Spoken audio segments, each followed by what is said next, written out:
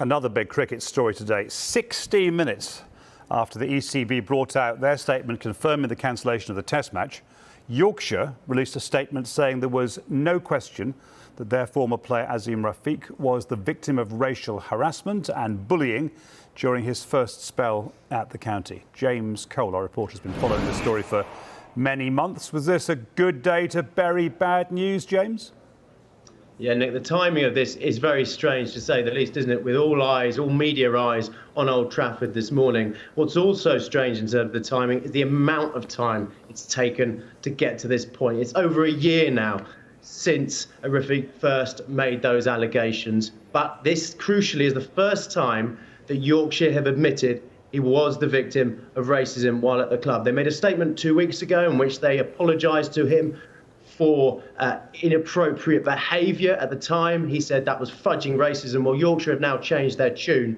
This is the statement they've issued today on behalf of their chair, Roger Hutton. He says there is no question that Rafiq, during his first spell as a player at Yorkshire, was the victim of racial harassment. He was also subsequently the victim of bullying. On behalf of all at Yorkshire, I wish to extend my sincere, profound and unreserved apologies to Azeem and to his family. He goes on to outline these 7 points, the 7 allegations made by Rafiq that were upheld in this investigation. Now, if you bear with me, I'm going to go through them one by one. 1. When Rafiq was playing junior cricket for Yorkshire, he was not provided with halal food at matches. This has now been rectified. 2. Prior to 2010, the panel found that there were 3 separate incidents of racist language being used by former players, which were found to be harassment on the grounds of race. 3. Before 2012, a former coach regularly used racist language. 4. During his second spell at Yorkshire between 2016 and 2018, there were jokes made around a religion which made individuals uncomfortable about their religious practices. 5. During his second spell at the club, a former player made references to Azeem Rafiq's weight and fitness that amounted to bullying.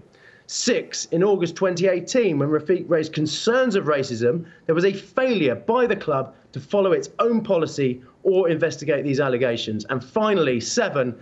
On a number of occasions prior to 2018, the club could have done more to make Muslims more welcome within their stadiums and should have dealt better with complaints of racist or antisocial behaviour within those stadiums. Now, Yorkshire are also keen to point out that there was insufficient evidence to conclude institutional racism at the club and that Rafiq's eventual departure from the club was purely down to cricketing reasons, not racism.